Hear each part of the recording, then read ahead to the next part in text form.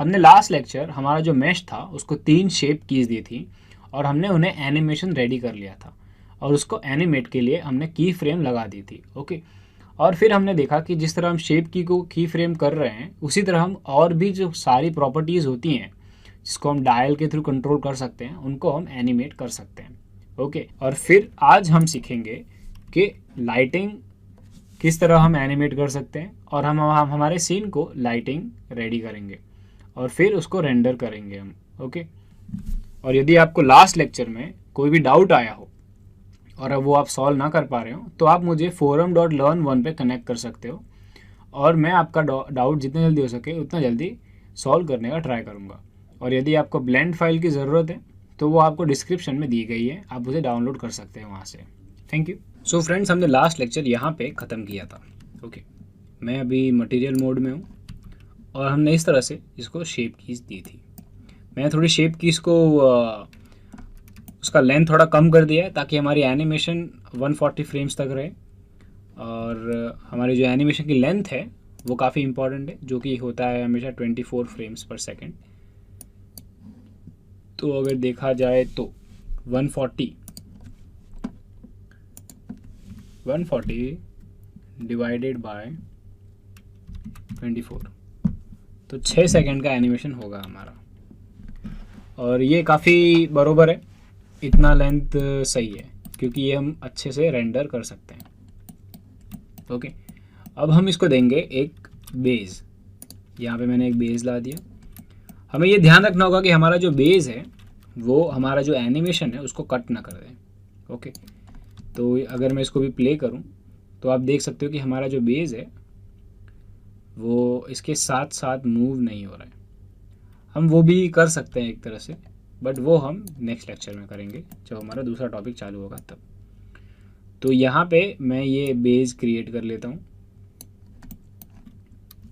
Shift D, rotate x axis 90, फिर से rotate Z axis 90 और ये इसको थोड़ा सा स्केल कर देते हैं। Shift D, rotate Z axis 90 और इसको भी हमने ले लिया साइड में और शिफ्ट डी जेड एक्सिस पे हम इसको ले लेंगे ऊपर और थोड़ा सा और स्केल। तो हमारा जो रूम है वो क्रिएट हो चुका है। अब हम देखते हैं कि ये हमारी एनिमेशन के साथ कुछ खिलवाड़ तो नहीं कर रहा है। ओके, तो यहाँ पे ये अंदर जा रहा है तो इसको थोड़ा सा पीछे ले लेते हैं।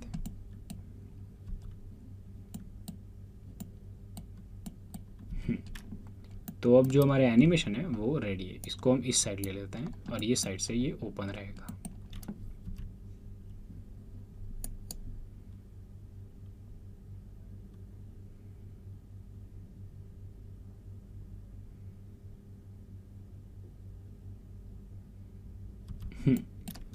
तो हमारा जो एनिमेशन है वो अब बरोबर लग रहा है। इसको थोड़ा सा हम बड़ा कर देते हैं और इसको हम वाई एक्सिस पे एक्सटेंड कर देते हैं ताकि जो हमारा व्यू है वो यहाँ तक ही सीमित रहे।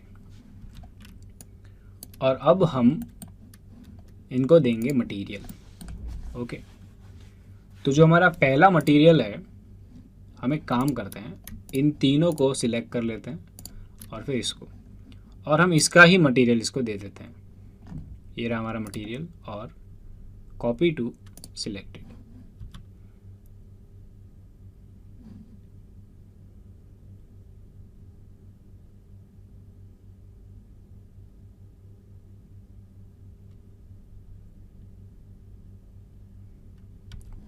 तो ये हमने हमारा जो मटेरियल था टोटल उसको भी हमने एक एनिमेशन की प्रॉपर्टी दे दी है।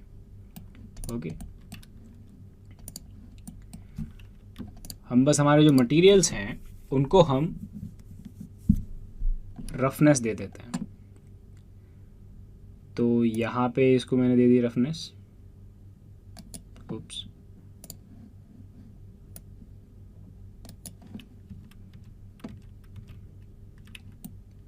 ऊपर का जो हमारा मटेरियल है वो हम उसको देंगे एमिशन। ओके, तो यहाँ पे एक एमिशन शेडर ले लेता हूँ मैं, ये रहा।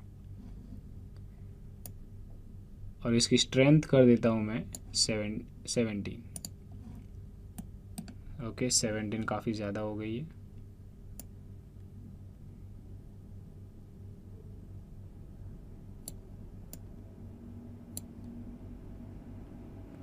और जो वर्ल्ड प्रॉपर्टीज़ है उसमें मैं वॉल्यूम को 0 कर देता हूँ और लाइट को मैं बना दूंगा, हम लाइट का जो शेड है उसको एक कॉम्प्लीमेंट्री कलर दे देंगे। ये अगर ब्लू है तो ब्लू के अगेंस्ट है येलो, तो हम इसको दे देंगे येलो कलर।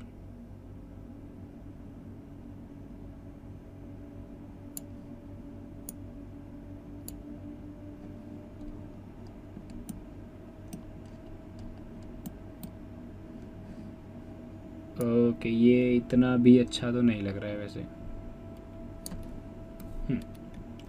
हम एक लैंप लगा देते हैं ऊपर, एरिया लैंप, और ये हमने लिया इसको ऊपर, इसको थोड़ा सा स्केल किया, इसकी पावर कर देंगे हम 500, ठीक इसके एग्जैक्ट ऊपर। इसको हम कर देते हैं हाइड। ओके और इसका कलर हम कर देंगे ब्लू कलर, ठीक रहेगा। और हमारी जो रेंडरिंग इंजन है उसको हम साइकिल से ईव में कन्वर्ट कर देते हैं। और यहाँ पे हम लगा देंगे हमारा कैमरा, और इसको हम कॉपी कर लेते हैं जेड एक्सिस पे। ओके अब हम इसको देंगे एक प्ले, देखते कि कैसा लग रहा है।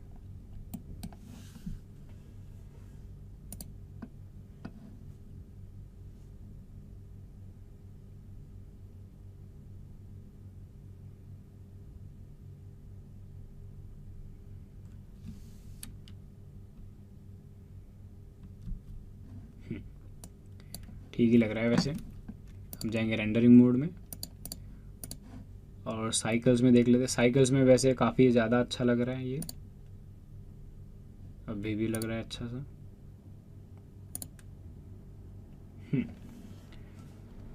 तो हम इसे साइकिल्स में भी रेंडर तो कर सकते हैं और ईव में भी रेंडर कर सकते हैं। ईव में टाइम कम लगेगा, बट मैंने इसकी रेजोल्यूशन जो है वो काफ़ी कम रखी है, तो अगर हम ईव में भी करें तो भी इतना टाइम लगेगा जितना साइकिल्स में लगेगा। यहाँ पे हम लगा देंगे हमारा कैमरा। अगर आप चाहते हैं कि हम लाइट को एनिमेट करें, तो हमने डिसाइड तो किया था, तो हम वो भी कर सकते हैं। हमारा जो लाइट है उसका पहला कलर है ब्लू,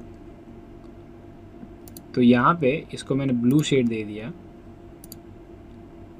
ओके यहाँ तक बरोबर है। फिर ये जाएगा आगे, यहाँ पे हमारी जो लाइट है वो कन्वर्ट होगी। देखते हैं कौन से कलर में हम कन्वर्ट कर सकते हैं इसे, जो अच्छा लगेगा वो कलर को हम कन्वर्ट करेंगे यहाँ पे, वरना फिर नहीं। ओके तो इसमें ब्लू लाइट ही ज़्यादा अच्छी लग रही है, तो हम इसको ब्लू ही रखेंगे। और यदि एंड तक जाना है तो हम इसको एंड में अगर रेड कर दें तो वो भी काफ़ी अच्छा लग सकता है। और ये हो गया एनिमेशन। तो जब ये एनिमेट होगा तो ये धीरे धीरे अपना कलर का जो शेड है वो भी आगे आगे चेंज होता रहेगा। ओके तो ये हो गया हमारा, लाइटिंग को भी हमने एनिमेट कर लिया। और ये जो हमारा व्यू है, हम यही व्यू को हमारे कैमरा में ले लेंगे, कंट्रोल ऑल्ट 0। कंट्रोल ऑल्ट 0 से ये हमारा एनिमेशन में ये व्यू ले लेगा। ओके और हमारे कैमरा में हम 50 mm में रखेंगे लेंस, और इतना काफ़ी है वैसे। 33 mm sensor size. Safe areas, ये जो एरियाज़ है वो उसको कहते हैं सेफ़ एरियाज़। अगर उसके बाहर कुछ भी जाता है तो आपका फ्रेम ख़राब हो सकता है, मतलब एडिटिंग में दिक्कत आ सकती है फिर आगे इस तरह से। मतलब ये कैमरा के सेफ एरियाज़ होते हैं, ये जो बॉर्डर्स हैं यहाँ पे जो हमारी फ्रेम होती है वो अच्छी क्वालिटी की होती है इसके अंदर। और फिर यहाँ पे हमें दिया है कंपोजिशन लाइंस, तो हम इसको रखेंगे सेंटर में। तो मैं डबल जी प्रेस करूँगा और जो हमारा ऑब्जेक्ट है उसको मैं ले लूँगा सेंटर में। ओके, और फिर इसका जो डेप्थ ऑफ फील्ड है वो मैं सिलेक्ट कर लूँगा हमारे कर्व ऑब्जेक्ट को।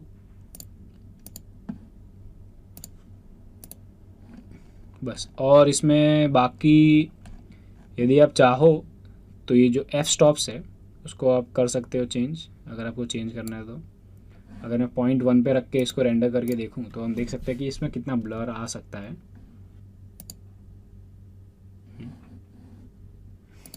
ओके, तो रेंडरिंग का जो इशू था वो सॉल्व हो गया। हमारा जो लाइट्स है वो काफ़ी मीन्स जो मैंने हाइड करके रखी थी वो इसमें रेंडर में आ रही थी, इसके लिए हमारा जो रेंडर है वो ऐसा लग रहा था। तो हमने इसको सेंटर में रख दिया है। और हमारा जो ऑब्जेक्ट है, यदि आप चाहो कि आजू बाजू का इसमें जो एरिया है वो ब्लर हो जाए तो हम वो भी कर सकते हैं वैसे एक तरह से, बट इसमें ब्लर होने के लिए ज़्यादा कुछ है नहीं। अगर एक दूसरा ऑब्जेक्ट होता सो मे भी हम उसको ब्लर कर सकते हैं। तो हम इसका F रखेंगे 0.6, इससे ये जो रिफ्लेक्शंस है वो थोड़ी सी ब्लर हो जाएंगी, थोड़ी सी। ओके, हम इसको 0.2 रखते हैं बस, और इसको देते हैं एक सैम्पल रेंडर इमेज। ओके, तो ये अच्छा लग रहा है अभी। अब हम जाएंगे हमारे रेंडरिंग सेटिंग्स में। तो मैंने इसका सैम्पल काउंट रखा है 50 और डीनोइजर मैंने ऑन रखा है। और बस फ़िलहाल ये सेटिंग्स, बाकी की जो सेटिंग्स है वो सही है। जो वर्ल्ड है उसकी लाइटिंग मैंने 0 रखी है। हमारी मेन लाइटिंग जो है वो काफ़ी है यहाँ पे, और कैमरा सेटिंग्स हमारी सही है। अब जाते हैं हम आउटपुट सेटिंग्स में।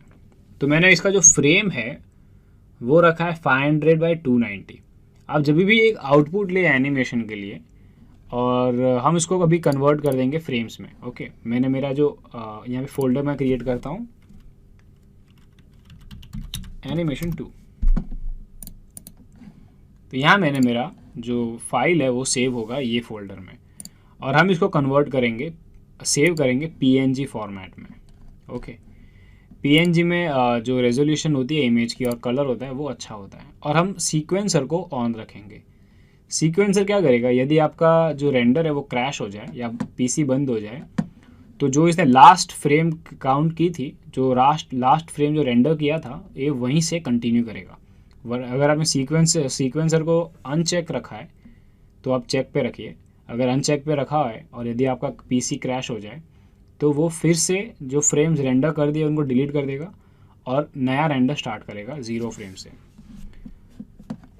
और हमारी आउटपुट सेटिंग में रखी 500/290 पिक्सल्स। ये काफ़ी लो रेजोल्यूशन है, तो हम इसको साइकिल्स में रेंडर कर सकते हैं। हम यदि इसका जो एग्जाम्पल रेंडर था, जैसे कि इसका एक फ्रेम रेंडर होने में इसको लगे हैं 3 सेकेंड्स, 3.77 सेकेंड्स, और क्वालिटी इसकी काफ़ी अच्छी है। और यदि हम ईव में करें इसको रेंडर, ये मैंने किया रेंडर, इसको लगे 2.72 सेकेंड्स। तो इसमें भी ऑलमोस्ट 1 सेकेंड का फ़र्क पड़ गया है। बट अगर हम इसकी रेजोल्यूशन इंक्रीज़ कर दें, मैं इसको कर देता हूँ 200%, और यदि अभी हम इसको रेंडर करें तो अभी हम देखते हैं इसको कितना टाइम लगता है, जिससे कि हमें पता चल जाएगा कि हमें क्यों ईव और साइकिल्स के बीच सिलेक्ट करना पड़ रहा है। तो यदि यहाँ पे हम देखें तो ये जो आर्टिफैक्ट्स आ रहे हैं, ये जो रिफ्लेक्शंस हैं वो इतनी ज़्यादा अच्छी नहीं लग रही है। और ये सेम रेंडर अगर मैं करूँ हमारे साइकिल्स में, साइकिल्स इसको लगे 5 सेकेंड, हम चेक कर लेते हैं कि इससे कितने सेकेंड्स लगते हैं। तो ये भी लेगा ऑलमोस्ट 5.7 सेकेंड्स, 6 सेकेंड्स लिए इसने टोटल, और इसने लिए हैं 10 सेकेंड्स, 11, तो ये इसने लिया ऑलमोस्ट 13 सेकेंड्स लिया है। और हम अगर इसको कैलकुलेट करें, हमारी 140 फ्रेम्स है, 13 इंटू 140 डिवाइडेड बाय 60, तो इसको 30 मिनट लगेंगे रेंडर होने में। बट हम इसका जो रेजोल्यूशन है वो रखेंगे 100% बस, और इसको हम रख देंगे 140। अभी हम देखते हैं कि इसको कितना टाइम लगता है। तो ये इसने एक फ्रेम रेंडर किया है 3.83 सेकेंड्स में, जो काफ़ी है। तो हम इसको साइकिल्स पे भी रेंडर कर सकते हैं लो रेजोल्यूशन में। अगर आप हाई रेस जाते हो तो आपको यूज़ करना चाहिए ईव। मैं अभी लो रेजोल्यूशन में जा रहा हूँ, इसलिए मैं यूज़ कर रहा हूँ साइकिल्स, क्योंकि जितना आप रेजोल्यूशन बढ़ा दोगे उतना इसका जो सैम्पलिंग है वो भी कॉम्प्लिकेटेड हो जाएगा, और जिससे ये ज़्यादा टाइम लेगा। तो अभी हम इसको दे देंगे एक फाइनल रेंडर, और ये मैंने हिट कर दिया रेंडर एनिमेशन। और ये एनिमेशन हम देखेंगे नेक्स्ट वीडियो में कि ये कैसा लग रहा है। और हमारा नेक्स्ट टॉपिक होगा सीक्वेंसर को किस तरह यूज़ करते हैं वो। ओके, हमने ये हमारा जो एनिमेशन हमने क्रिएट किया था बॉल का, उसमें देखा था कि किस तरह सीक्वेंसर होता है। बट इस बार हम इसको डिटेल में देखेंगे कि सीक्वेंसर किस तरह से हम यूज़ कर सकते हैं। ओके, यदि आपको इस लेक्चर में कोई भी डाउट आया हो और वो आप अभी सॉल्व नहीं कर पा रहे हैं, तो आप मुझे forum.learn1 पे अपना डाउट टेक्स्ट कर सकते हैं, और मैं जितनी जल्दी हो सके उतनी जल्दी आपको आपका डाउट का रिप्लाई देने का ट्राई करूँगा। ओके, और अगर आपको ब्लेंड फाइल की ज़रूरत है जो हमने ट्यूटोरियल में यूज़ की है, उसे आप डाउनलोड कर सकते हो डिस्क्रिप्शन में। Okay, thank you.